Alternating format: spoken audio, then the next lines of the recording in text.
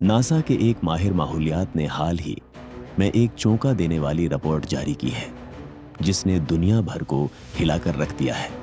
NASA के एक माहिर माहौलियात ने हाल ही में एक सख्त रिपोर्ट जारी की है जिसने दुनिया भर के साइंसी हलकों को खामोश कर दिया है।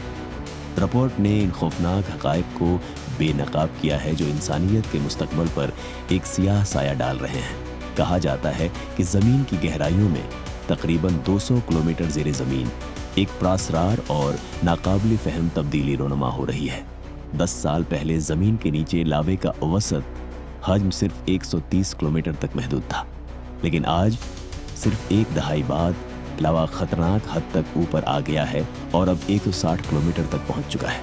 ये महज एक अदद नहीं बल्कि एक इंतबाह है जो ज़मीन के अंदरूनी निज़ाम में एक बड़ी तब्दीली की निशानदही करता है।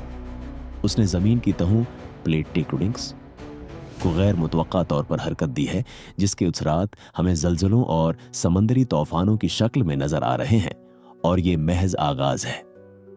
लेकिन असल खौफनाक हकीकत बाकी है। रिपोर्ट के मुताबिक ज़मीन के मरकज़ में मौजूद लावा अब अपनी गर्दिश की समत बदल रहा है। ये ऐसी तब्दीली है जिसने साइंसदानों को खामोश कर दिया है क्योंकि उसके असरात आहिस्ता आहिस्ता ज़मीन के शमाली और जनूबी कुतबों को अलट रहे हैं। कुतबों में यह तब्दीली गैर मामूली नहीं है बल्कि इस बात की अलामत है कि ज़मीन का मकनातीसी निज़ाम मुकम्मल तौर पर अलट रहा है। और अगर ये सब कुछ इसी रफ्तार से जारी रहा तो 2030 तक ऐसा वक्त आ सकता है जब लावा ज़मीन की सतह से सिर्फ 10 किलोमीटर नीचे रह जाएगा, यानी 109 किलोमीटर ऊपर आ जाएगा।